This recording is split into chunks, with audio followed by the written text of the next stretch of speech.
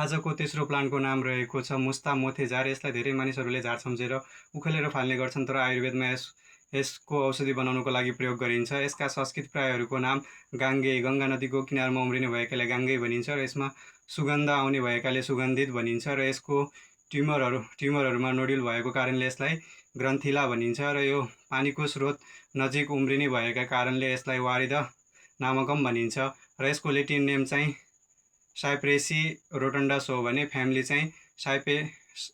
साइप्रेसी हो। कुल चाहिँ मुस्ता र नेपाली नेम चाहिँ मोथेझार र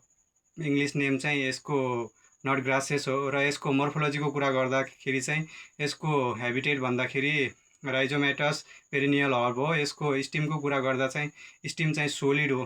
हुन्छ, सेप्टेड हुन्छ, रिजिड हुन्छ र यसको लिप्सको कुरा गर्दा चाहिँ यसको लिप्सहरू हेर्न सक्नुहुन्छ, यो लोयर सर्फेसहरूमा चाहिँ बढी हुन्छ अप्पर सर्फेस भन्दा पनि र यसको लिभहरू चाहिँ एकदमै फ्ल्याट र नब लाइक स्ट्रक्चर हुन्छ र यसको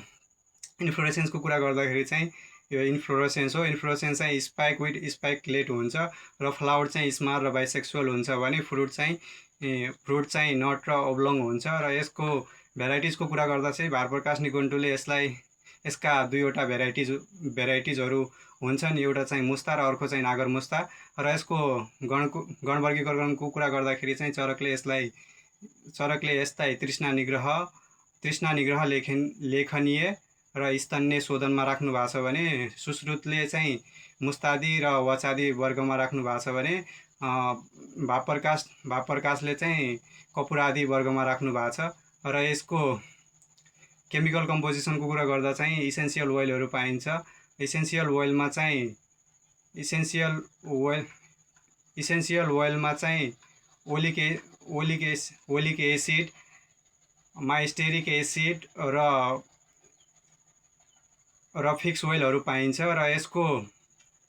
यसको पार्ट्स युजको कुरा गर्दाखेरि चाहिँ यसको ट्युमर युज हुन्छ र यसको रोगग्नताको कुरा गर्दाखेरि चाहिँ यो चाहिँ मुख्यतः अतिसार, डायरिया र तृष्णामा प्रयोग गरिन्छ। अन्य कृमि, ज्वर, दाहा र अरुचिमा पनि प्रयोग गरिन्छ। यसको आम्यक प्रयोग भन्दाखेरि जस्तै अतिसार, डायरिया भएको बेला चाहिँ यसको रुटको क्वाथ बनाएर 50 to 100 ml सेवन गर्दा चाहिँ निको हुन्छ र अल्कोहोलिजम,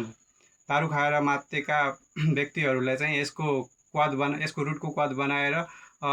50 to 100 ml खुवायो भने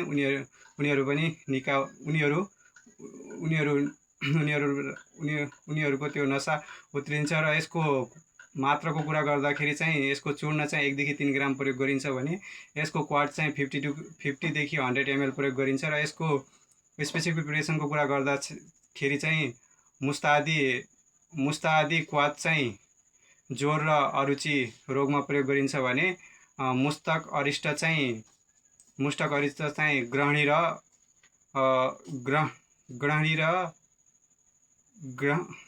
र अजीर्णमा प्रयोग गरिन्छ।